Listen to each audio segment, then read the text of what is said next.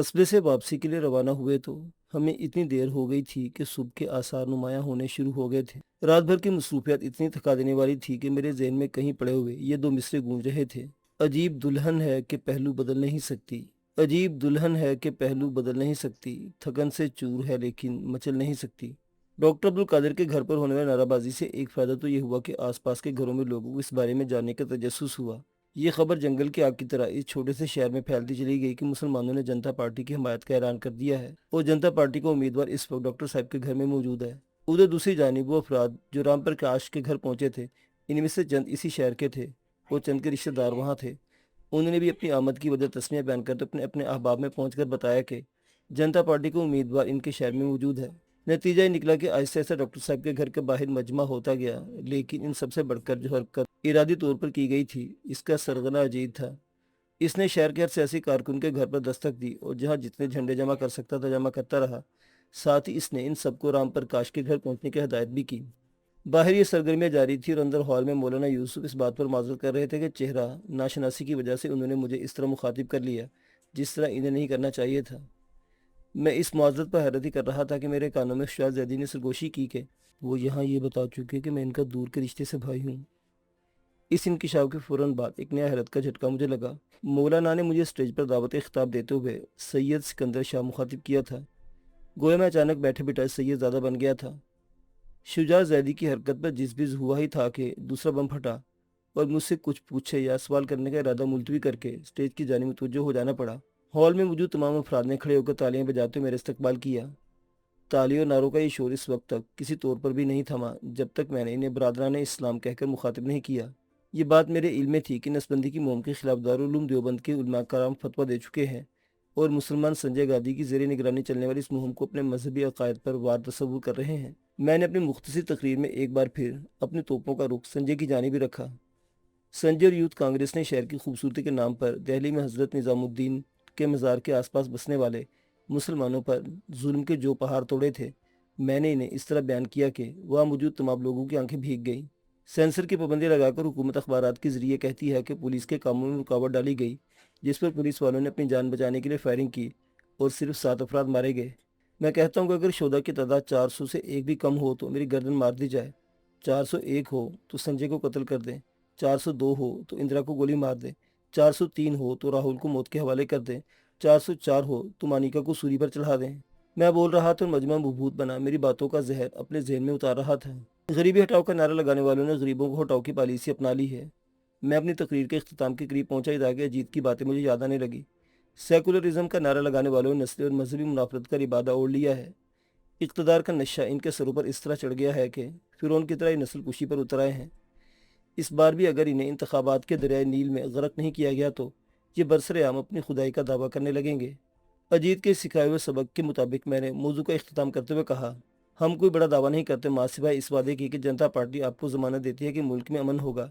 ऐसा अमन के जिसमें कोई नौजवान अपनी जवानी लुटने की आग में ज़िंदगी भर नहीं जलेगा। हम ज़मानत देते हैं कि पूरे हिंदुस्तान में सदियों से आबाद लोगों को बेदखल नहीं करेंगे और ना ही किसी शख्स को इस बात की इजाज़त देंगे कि वो जमहूरियत के नाम पर अपने ख़ानदान की बादशाहत कायम करे। मेरे माइक सेटने के बाद देर तक तालियां बजती रही, लेकिन अचानक शुजा जैदी ने माइक संभाल लिया।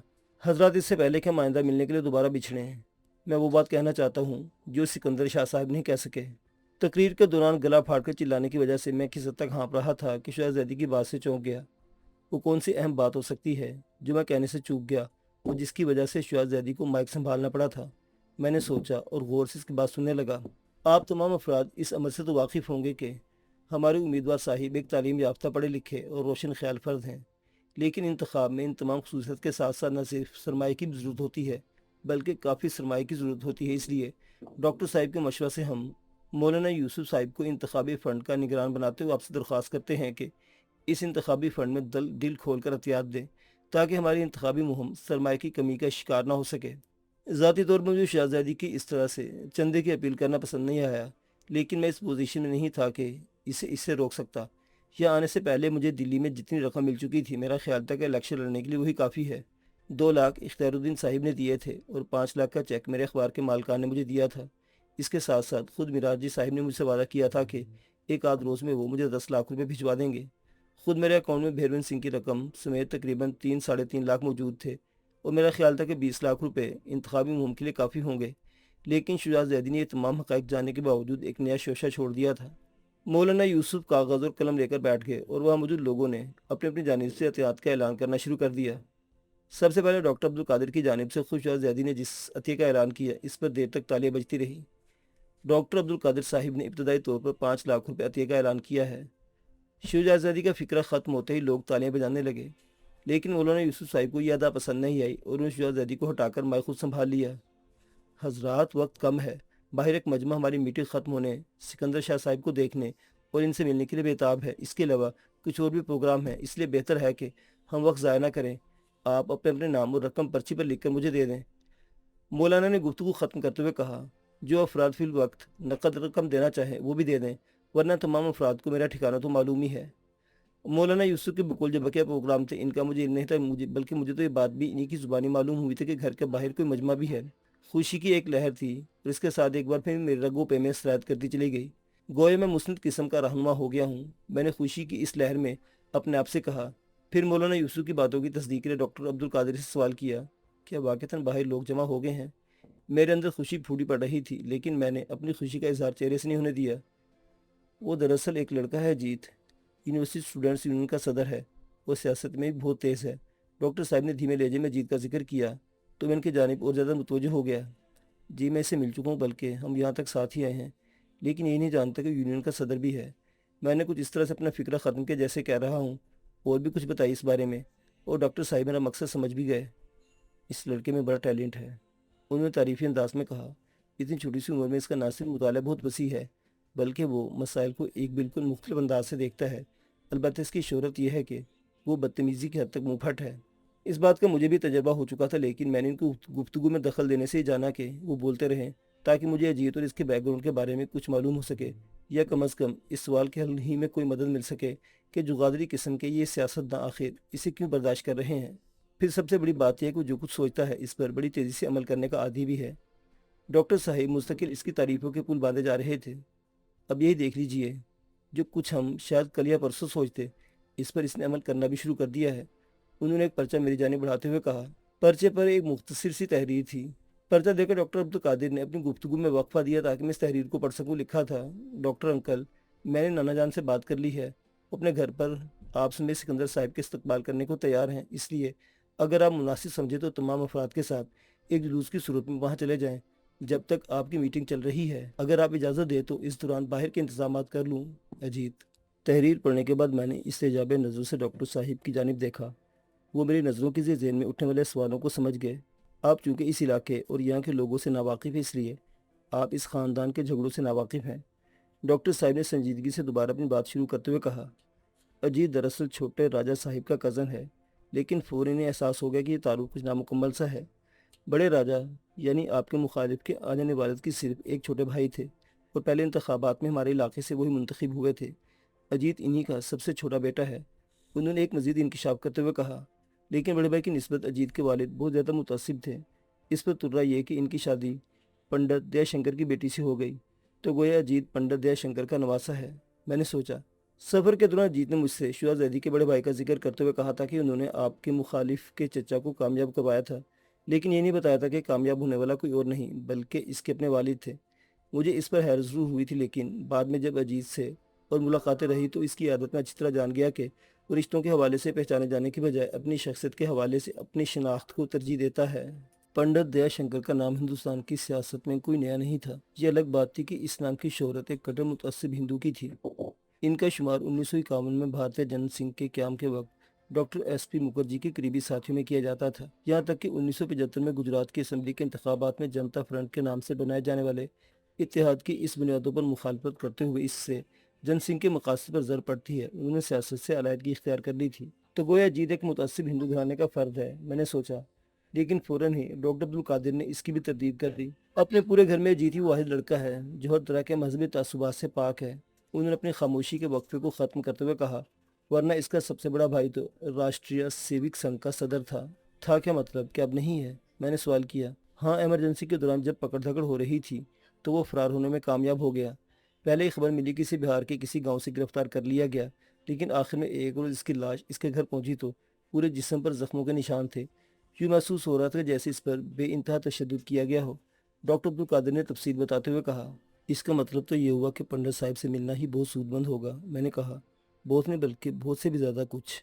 डॉक्टर साहब ने कहा, इसलिए कि यहाँ के जितने भी मुतअस्सिब हिंदू हैं वो पूजा की हद तक उनकी इज्जत करते हैं। फिर एक लम्हा रुक कर बोले, अब ये मुझे अंदाज़ा नहीं है कि अजीत ने क्या कहकर इन्हें आपके हमायत पर तैयार किया होगा। इससे पहले कि मैं कुछ कहता फौरन ही बोल पड़े, हो सकता है सरजीत की मौत ने झटका दिया हो, क्योंकि वो इनका दाएं बाजू था। सितारे ही खुद से मेरी हमायत पर कमर बस्ता हो जाएंगे, इसका अंदाज़ा मुझे नहीं था। मेरे डॉक्टर साहब की गुफ्तगू भी और चलती, लेकिन अचानक हमने देखा कि लोग अपनी नशिस्तों से खड़े होने लगे, गोया तमाम मामलात निमट गए थे। फिर यूं ही इब्तदाई चंद अफराद हॉल से निकलकर बाहर लॉन में गए, नारे लगने शुरू हो गए। नारेबाजी के इस शोर में मौलाना यूसुफ ने मुझसे कहा कि डॉक्टर साहिब के 5 लाख के अलावा 6 लाख रुपए के एहतियात का मजीद वादा हुआ है। अजीत ने जितनी तेजी से काम दिखाते हुए जुलूस का इंतजाम कर लिया था वो हैरत अंगेज था। इब्तदा में बज़ाहिर वो सिर्फ लोगों के घरों पर झंडे लेने पहुंच रहा था, यानी ये कह रहा था कि वो झंडे लेकर राम प्रकाश के घर पहुंचे। लेकिन वो जानता था कि मेरे वहां पहुंचने की खबर तेजी से फैलेगी, और अपने अंदाजों को सही होता देखकर इसने दूसरा दाव खेला था कि एक जुलूस के साथ मुझे लेकर अपने नाना की तरफ जा रहा था। ये बात हमें बाद में मालूम हुई कि पंडित जी को इस बात के लिए तैयार करने के लिए इसने राम प्रकाश वगैरह को भी इस्तेमाल किया था। घर का बेदी होने की वजह से उस बात से वाकिफ था कि अपने चहीते नवासे का इंतकाम लेने के लिए पंडित जी किसी से भी हाथ मिलाने को तैयार हो जाएंगे, और लोहा गर्म देकर इसने भरपूर चोट लगाई थी। पंडित दयाशंकर ने भी 1 घंटे की मुख्तसर मुद्दत में भरपूर तैयारी कर ली थी। इस बारे में तो कभी भी शुबा नहीं रहा था कि राष्ट्रीय सेवक संघ के नीम फौजी दस्ते बहुत मुनज़्ज़म होते हैं, लेकिन उस रोज़ इनकी तंजीम देखने वाली थी। तकरीबन 200 के करीब जवानों के जुलूम में पंडित जी ने हमारा इस्तकबाल किया, जैसे कोई जनरल अपने मेहमानों का इस्तकबाल करता है। वक्त का तकाजा यही था कि मैं झुककर इनके चरण छू लूँ, और मैंने यही किया। अगला फर्ज जो इनसे मिला वो डॉक्टर अब्दुल कादिर थे। आग और पानी के इस मिलाप के दौरान नारेबाजी भी थी कि उरूज पर पहुंच चुकी थी। इसी नारेबाजी में जीत ने चुपके से मेरे कान में कहा, अभी ये लोग आपको सरजीत की तस्वीर पेश करेंगे, आप इसे इस्लामी देते हुए अपनी जीप के आगे लगा दीजिएगा। फिर जैसे ही आरएसएस की जानिब से मुझे सरजीत की तस्वीर पेश की गई, मैंने अपने गले के तमाम हार इस तस्वीर को पहना दिए, और इसी रमे मेरे तख्लीकी ज़हन एक नारा आया। मैंने मेगाफोन के जरिए नारे लगाने वाले को करीब बुलाया और इससे मेगाफोन ले लिया। फिर थोड़ी देर बाद पूरा मजमा एक ही नारा लगा रहा था, खून का बदला खून से लेंगे, सरजीत का बदला संजय से लेंगे। जब तक मेरी सांस ने मेरा साथ दिया मैं नारे लगवाता रहा, और जब मेरा सांस फूल गया तो मैंने मेगाफोन डॉक्टर साहब के हाथ में थमा दिया, जिन्होंने जज्बात को एक नया रुख दे दिया। पूरा मजमा कातिल कातिल संजय कातिल के नारे लगा रहा था। मुसलमान नौजवानों की इब्तिदा में अगर कोई एतराज़ था भी तो डॉक्टर साहब की वजह से ख़त्म हो गया। मेरे दाएं जानिब डॉक्टर साहिब थे और बाएं जानिब पंडित दयाशंकर, और बिल्कुल पीछे अजीत, जिसने अपने ज़िम्मे सबसे अहम जिम्मेदारियां ले रखी थी। दाएं तरफ देखिए, इन्हें प्रणाम कीजिए, वो चुपके से कहता और मैं दाएं जानिब घूम जाता। बाएं जानिब जो ख़वातीन का मजमा है, ये मुसलमान है, उस पर गोशी करता और मैं उस पर घूम कर सलाम करने लगता। मेरे गले में रस्सी नहीं थी, लेकिन मेरे और जीत के दरमियान मदारी और बंदरवार रिश्ता कायम हो गया था। लेकिन हकीकत यही है कि अगर उस वक्त मेरे साथ वो नहीं होता तो मुझे बड़ी मुश्किल पेश आती। कभी कोई साहिब जीप की तरफ हाथ लेकर बढ़ते तो आइसगी से कहता, ये फलां साहिब है, इनके 2 बेटे जेल में हैं, अपने गले के हार इन्हें पहना दे, और मैं अपना डाइज शख्स की तरह इसकी हदायत पर अमल कर लेता। अजीत ने होशियारी की इंतहा ये की कि कस्बे में जो 2-4 फूल वालों की दुकानें थी वो भी खुलवा दी, ताकि कोई रंग भी कम ना रहने पाए। जब तक जुलूस चलता रहा, हार गले में पड़ते रहे, फूल निछावर होते रहे, और मैं, जिससे सब कुछ बहुत अच्छा महसूस हो रहा था, इससे लुत्फानंदोज होता रहा। हम शहर की तमाम बड़ी सड़कों से गुजरकर उस रास्ते पर पहुंचे जो बाहर की जानिब जाता था। लोगों को ये एहसास हो गया कि अब यह रत जगह ख़त्म होने वाला है। मुझ पर थकन यकायक गलबा हासिल कर लिया। यहाँ पर पंडित दयाशंकर और खुद डॉक्टर अब्दुल कादिर ने मेगाफोन पर मुख्तसर खिताब किया और मुझसे भी दरख्वास्त की गई मैं कुछ कहूँ, लेकिन अजीत ने मेरी हालत को भांप कर मेगाफोन अपने हाथ में ले लिया। आज का प्रोग्राम तो चूंकि बिल्कुल अचानक था, इसलिए हम अपने उम्मीदवार का इतना भरपूर इस्तकबाल नहीं कर सके जितना कि हम चाहते थे। इसलिए मैं ये दरख्वास्त करूंगा कि सिकंदर शाह साहिब को खिताब की दावत उस वक्त दी जाए जब यहाँ एक भरपूर जलसे का इंतजाम हो और वो आकर इससे खिताब करें। अजीत ने गोया इस तरह शहर वालों की जानिब से दावत भी दे दी और तकरीर के मामले को भी टाल दिया। इसलिए मैंने न सिर्फ ये कहकर जान छुड़ाई कि मैं अजीत की दावत कबूल करता हूँ और जिस रोज़ भी आप हुक्म देंगे हाजिर हो जाऊँगा। इस वक्त आप सबका बहुत बहुत शुक्रिया कि आपने महात्मा जी के भारत में जमहूरियत की जिद्दोजहद करने वालों का भरपूर स्वागत किया, और इस मुआवजत के साथ आपसे इजाज़त चाहेंगे कि हमने आप सबको बहुत तकलीफ दी। हमारा ये अचानक दौरा हमारी तवक्कुआत से बहुत ज़्यादा कामयाब रहा था। मुझे तो यूँ महसूस हुआ था कि पूरा शहर उमड़ आया हो, लेकिन इस अचानक बहुत ज़्यादा मेहनत से हुआ ये था कि वापसी के सफ़र में मुझे ये भी होश नहीं रहा कि मैं ज़िंदा भी हूँ या नहीं। मेरा जोड़ जोड़ बुरी तरह दुख रहा था। पूरे रास्ते में खामोशी से आंखें बंद की अगली सीट पर तकरीबन लेटने वाले अंदाज में बैठा रहा। اور زندگی میں اچانک تیزی سے آنے والی ان تبدیلیوں کے بارے میں غور کرتا رہا۔ چند روز پہلے تک میں ایک عام سے کالم نویس کے علاوہ کچھ بھی نہیں تھا، مگر پھر اچانک یکدم اتنی اہمیت اختیار کر گیا کہ پورے ملک میں میرا نام گونج رہا تھا۔ جس حلقے سے میں انتخاب لڑ رہا تھا وہ ایک اہم حلقہ بن گیا تھا۔ یہاں تو مجھے اپنی کامیابی کے بارے میں 1% بھی یقین نہیں تھا۔ میں تو اپنے دوستما استاد کی جانب سے گلے میں پڑ جانے والے ڈھول کو پیٹنے آیا تھا، لیکن خوش بختی میرے تعاقب میں تھی۔ یہاں کی سرزمین پر پہلا قدم رکھنے کے ساتھ ہی حالات میرے حق میں تو ہوتے چلے جا رہے تھے، اوپر سے میرا مخالف اپنی غلط پالیسیوں اور حماقتوں سے اسے اور تقویت دے رہا تھا۔ ہنگامی حالات کے نفاذ کے بعد جن 26 تنظیموں پر مختلف الزامات کے تحت پابندی لگی تھی، اس میں آنند مارگر اور جماعت اسلامی ہند کے ساتھ ساتھ راشٹریہ سیوک سنگھ بھی شامل تھی۔ پورے ملک سے جو گرفتاریاں ہوئی تھی ان میں سب سے زیادہ کارکن راشٹریہ سیوک سنگھ کے ہی تھے۔ یہاں تک کہ جیل اور حوالات میں جو افراد تشدد کے ذریعے مارے گئے تھے ان میں بھی RSS کے لوگ سب سے زیادہ تھے۔ اس کے باوجود میرا مخالف، جسے لوگ چھوٹے راجہ صاحب کہتے تھے، یہ سمجھ رہا تھا کہ مذہبی منافرت پھیلا کر اپنی گرتی ہوئی دیوار کو بچانے میں کامیاب ہو جائے گا۔ امریکیوں سے اپنے تعلقات کی بنیاد پر وہ جن سنگھ کے کسی امیدوار کو یہاں سے ٹکٹ لینے میں روکنے میں تو کامیاب ہو گیا تھا، لیکن یہ خرید و فروخت صرف اوپر کی سطح پر ممکن تھی، کارکنوں اور ووٹروں کی سطح پر یہ نہیں ہو سکتا تھا، اور اسی کا خمیازہ وہ بھگت بھی رہا تھا۔ پچھلے تمام انتخابات میں کانگریس کی کامیابی کا راز صرف یہ تھا کہ مخالفین کے ووٹ تقسیم ہو جاتے تھے اور کانگریس پورے ہندوستان پر حکومت کرتی تھی۔ یہاں تک کہ 1972 میں جبکہ بنگلہ دیش کے قیام کے بعد پورے ہندوستان میں ایک زبردست اندرا حمایت لہر موجود تھی، کانگریس نے صرف 44% ووٹ حاصل کیے تھے، لیکن انہی 44% ووٹوں کی بنیاد پر اسے لوک سبھا کی 518 نشستوں میں سے 365 نشستیں حاصل ہوئی تھیں۔ دوسری جانب اندرا گاندھی کی کانگریس آئی کی مخالف کانگریس یعنی کانگریس او کا تناسب 65 نشستوں سے کم ہو کر صرف 61 پر رہ گیا تھا۔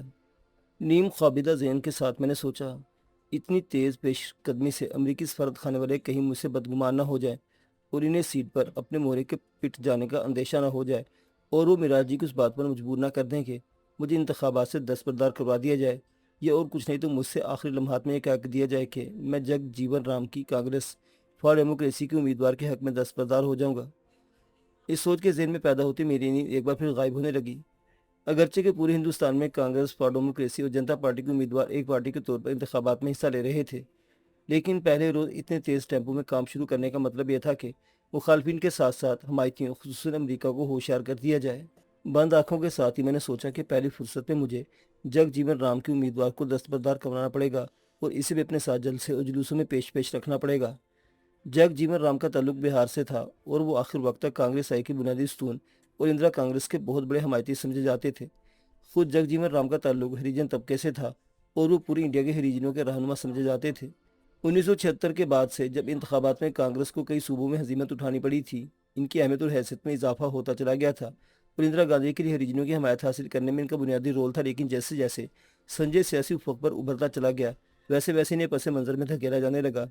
ہنگامی حالات کے نفاذ کی ابتدا میں بھی وہ اندرا کے ساتھ ہی تھے، بلکہ اس پورے دور میں مرکزی وزیر کی حیثیت سے کابینہ میں شامل رہے، لیکن بالکل آخر میں انہوں نے پہلے کابینہ سے استعفیٰ دیا اور پھر کانگریس آئی سے علیحدگی اختیار کرتے اندرا گاندھی پر تنقید شروع کر دی کہ وہ بھارت میں جمہوریت کو ختم کر کے ڈکٹیٹرشپ کو پروان چلا رہی ہے۔